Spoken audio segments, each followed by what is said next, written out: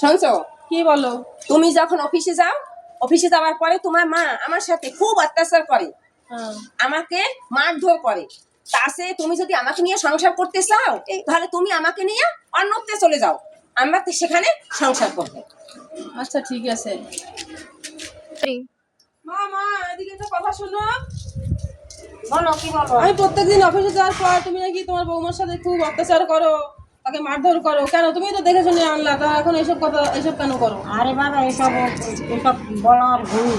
আমি ওরে ভালোই বেশি, আমি তো ওরে ভালোবেসে আনছি দেখে শুনে। তো কেন ওরে জ্বালা দেবো? উঠে আমার আর মাছ ধরছে, আমার তো সব কাজ করা, আমার খাইতে দে না।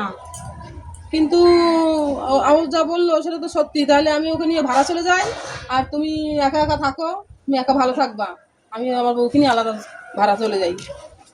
আমার কথা বিশ্বাস হয় না তো, বুঝবা পরে। বুড়ি, এই যে ছেলে বাড়িতে চলে গেছে অফিসে, এখন এই ঝাঁটা ঘর ছাড়তে গিয়া রান্না বান্না সমস্ত কিছু করতে হইবে বলে দিলাম।